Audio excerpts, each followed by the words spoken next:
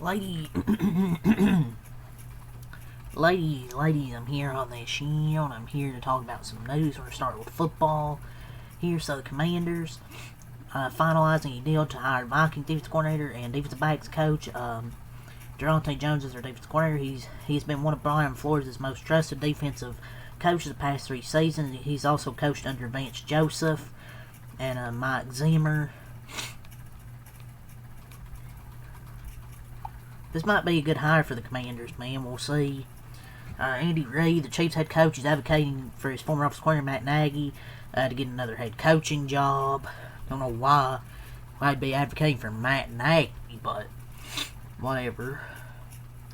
So some notes while waiting on the Tom Monken news, 2 Giants notes. John Harbaugh was always the one for the Giants, but the candidate who did the best job in interviews might have been Denver's Darren Rizzi. Joe Shane was totally blown away by him. Harbaugh and Ronnie Barnes hit it off big time.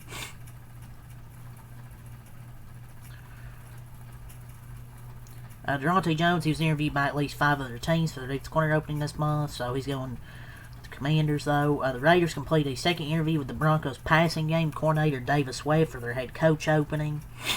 And the Bills completed an interview with L.A. Rams passing game coordinator Nate Shalacy for their head coach opening position.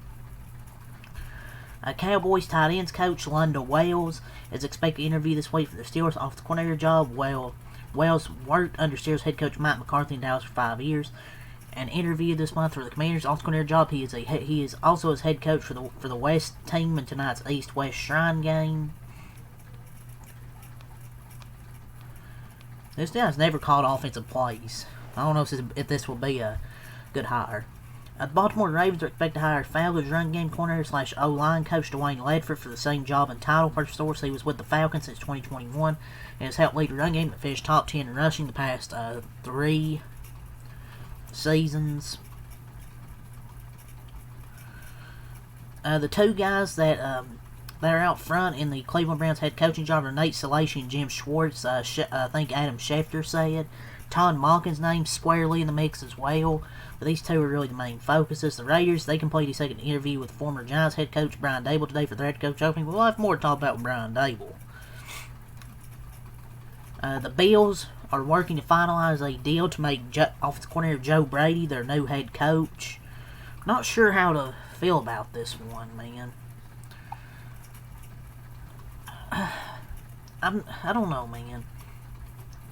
This might have been a, quote, save face with our franchise quarterback hire. I don't know, man. Like, Joe Brady's been a good offensive coordinator, but this year the offense was good at times, but it was questionable. Man, Josh Allen's never received a Super Bowl in his lifetime. They fired McDermott, just hired Joe Brady. So they're signing Joe Brady to a 5-year deal. Here, according to Schefter. Yeah, sure, he's going to make it past 5 years.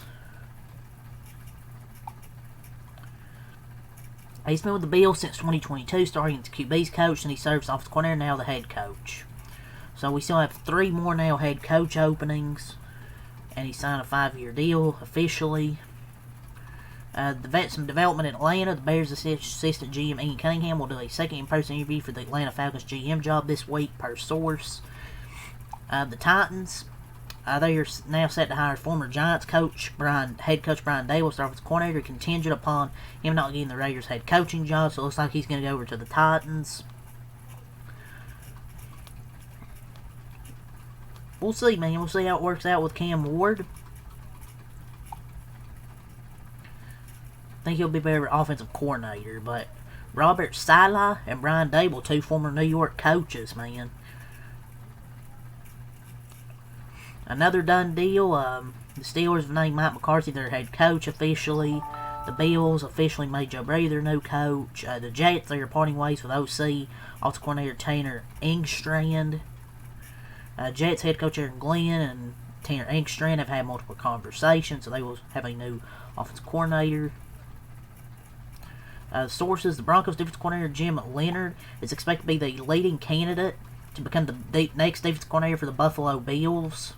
This would be a really good hire to me. I think this would be a pretty good hire for them.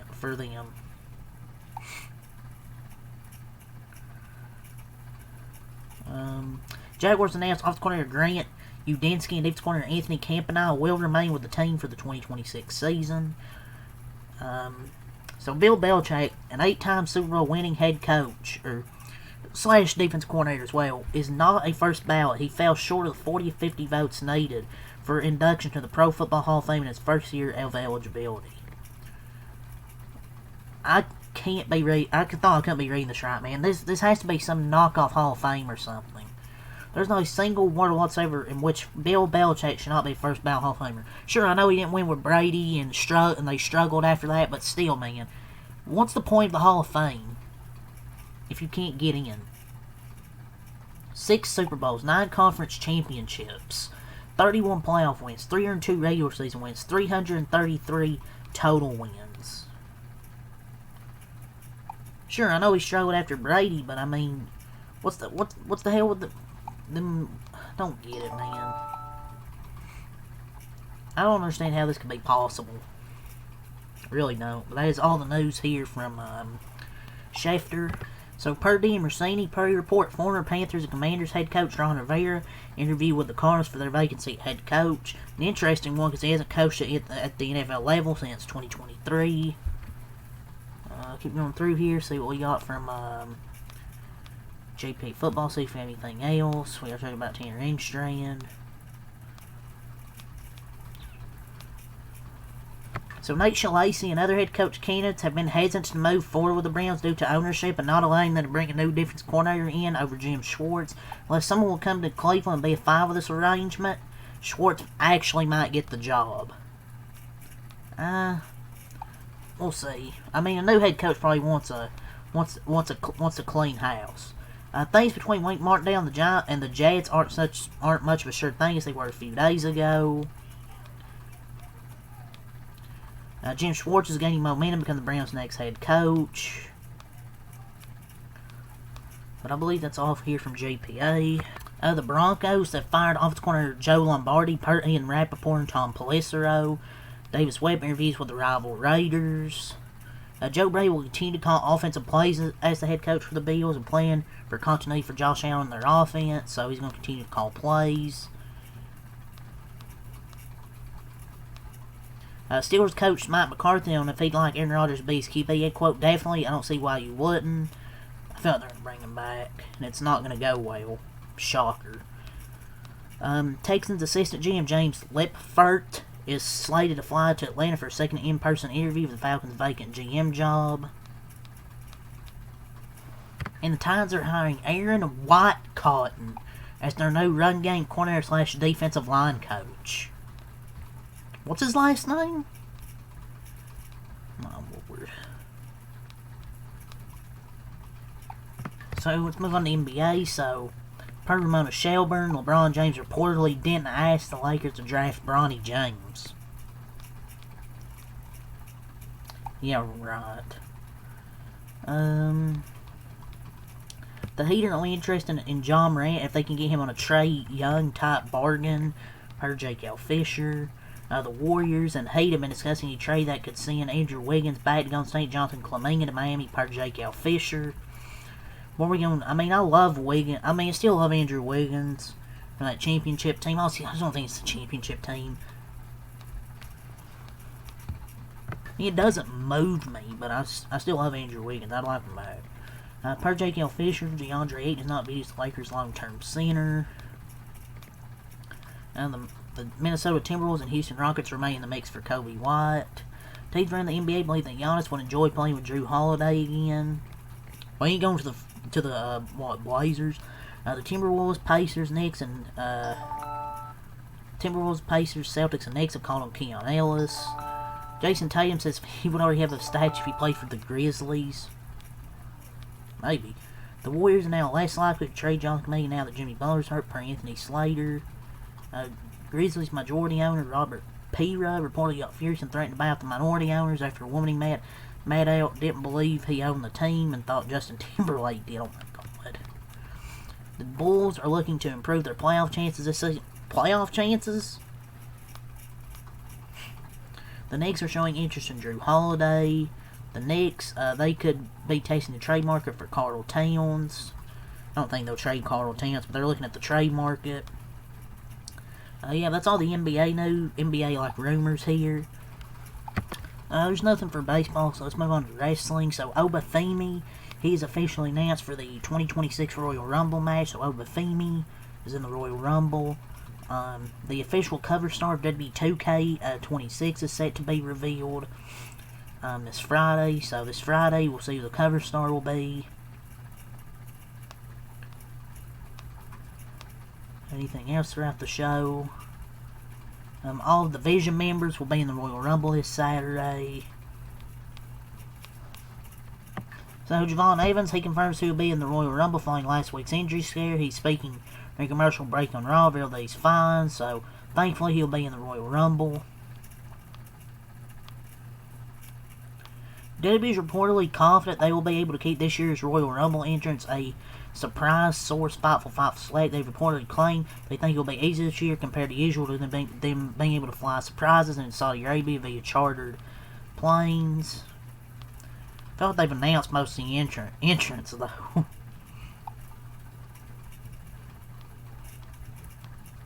Brock Lesnar is expected to beat the Royal Rumble this weekend, source PW Insider.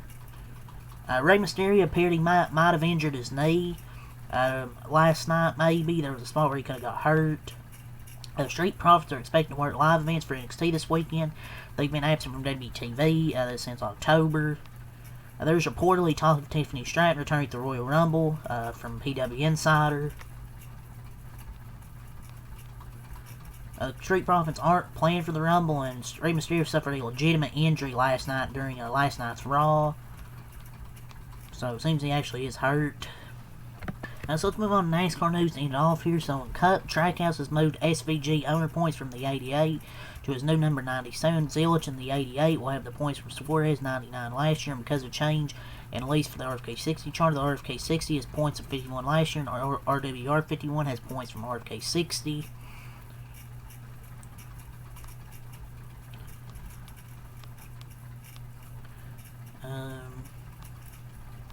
Luke Finesse will make his O'Reilly debut at Daytona, driving a Hettinger number 5 car, wherever the hell Hettinger Racing is. So, Corey Haim officially will attempt the Daytona 500. So, the open cars for the Daytona 500 announced, confirmed so far. 8 drivers vying for spots: Chandler Smith, Allgaier, Yale, Alfredo, Haim, Mears, McLeod, LaJoy. Johnson in the 84 is in the race, which will have a field of 41 cars.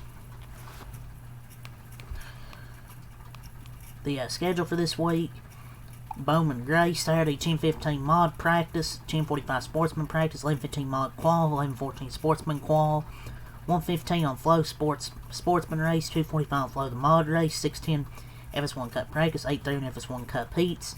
Sunday, 6 on Fox LCQ, 75 laps, 8 on Fox Clash Jordan lap, 200 laps. The temps will be in the 20s, dipping into the teens, 35% chance of snow. So it's going to be a little bit chilly. Though, for sure.